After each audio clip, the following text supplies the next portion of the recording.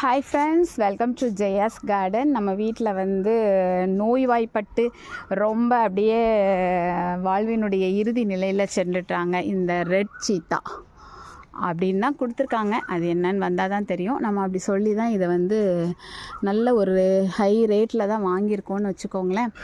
பூக்கள்லாம் நிறையவே பூத்துருக்காங்க. இங்கே பாருங்களேன், எவ்வளோ பூக்கள். சரி, பூக்கள் மட்டும்தான் இருக்கா, எதுவுமே காய் வரலையே அப்படின்னு சொல்லிட்டு உத்து பார்த்தா காய் வந்துருங்க. எவ்வளோ பூக்கள், எவ்வளோ காய்கள் வராங்க பாருங்க. இதில் ஒரே ஒரு காய் வந்திருக்காங்க.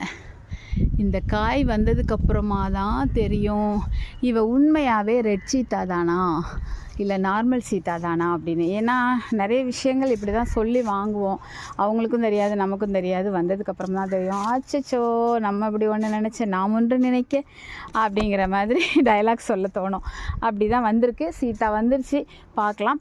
ஆனால் நான் வந்து கண்டிப்பாக அது என்ன சீத்தா அப்படின்னு தெரிஞ்சுக்கிறதுக்காக மட்டும் ஒரே ஒரு பழம் மட்டும்தான் நல்லா பழுக்க வச்சு அதை சாப்பிட்டும் பார்த்துருவேன். அதுக்கப்புறம் எத்தனை பிஞ்சுகள் வந்தாலும் சரி, நான் விட போகிறதில்லை. ஏன்னா இது என்னுடைய அனுபவங்க. தொட்டியில் வச்சுருக்கும்போது மரம் நல்லா பெருசாகிறதுக்கு முன்னாடி ஆசைப்பட்டு அது நிறைய காய்க்குது. இப்படி தாங்க வைக்கிற மரமெல்லாம் எனக்கு இப்படி தான் 30-40 காய்கள் அட் அ டைமில் ஸ்டார்டிங்லேயே வர ஆரம்பிச்சிடும்.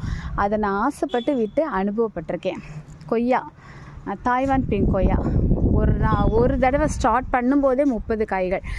நானும் சலிக்காமல் பறித்து சாப்பிட்டு கடைசி செடி செத்து போச்சு மரம்.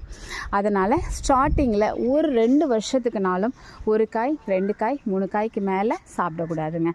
ஏன்னா நம்ம மாடி தோட்டத்தில் வச்சு இதே மரம் கீழே இருக்குன்னா நம்ம கவலையே பட வேண்டியதில்லை. அது அதனுடைய தன்மைக்கு தகுந்த மாதிரி நமக்கு காய்ச்சி தள்ளும். நம்ம இங்கே வச்சுருக்கிறதுனால ஆசைக்கு அது என்னன்னு தெரிஞ்சுக்கணுங்கிறதுக்காக ஒன்று மட்டும் வச்சுட்டு, மரம் நல்லா அடர்த்தியாக பெருசாக நல்ல ஹெல்த்தியாக அவங்க ஸ்ட்ராங்காக இருக்கேன் நான் அப்படின்னு நம்மக்கிட்ட சொல்லும்போது தான் நம்ம அவங்கள நிறைய காய்களுக்கு விடணுங்க. மாடி தோட்டத்தை பொறுத்த வரைக்கும் அது ரொம்ப ரொம்ப முக்கியமான விஷயம். மறந்துடாதீங்க. என்னுடைய அனுபவ மூலமாக நான் உங்ககிட்ட சொல்கிறேன். சரிங்களா?